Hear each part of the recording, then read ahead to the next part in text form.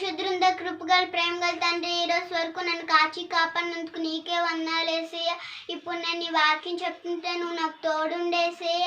నీ చిత్తం నాలో నెరవేర్చండి ఏసయ్య. ఇప్పుడు అలాగే నశించిపోయిన వాళ్ళు వెతికి రక్షించేసి నీ పరిశుద్ధతను నాకు తోడు చేసి యేసు నామంలో అడుగుతున్నాం తండ్రి, ఆమేన్. యెషయా గ్రంథం 38వ అధ్యాయం 1-6 వచనాలు.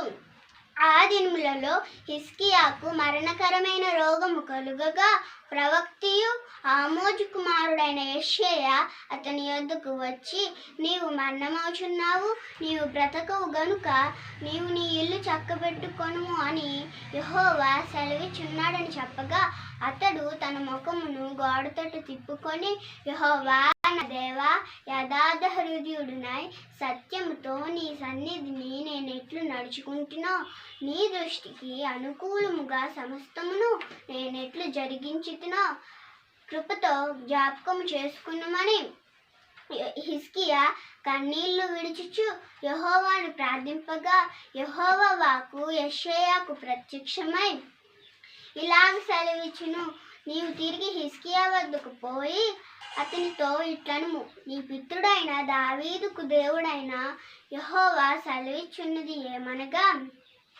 నీవు కన్నీళ్లు విడుచుట చూచితిని, నీ ప్రార్థన నేను అంగీకరించి ఉన్నాను.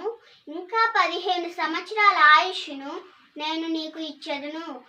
మరియు ఈ పట్టణమును నేను కాపాడుచు నిన్నును ఈ పట్టణమును అష్షూరు రాజు చేతిలో నుండి విడిపించెదను. ఈ వాక్యం వల్ల మనం నేర్చుకోవాల్సిన విషయాలు 2.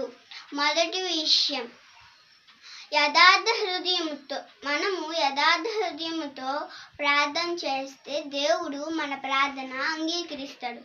ఎందుకు అంటే దేవుడు యథార్థవంతులని ఏ మేలు చేయక మానడు.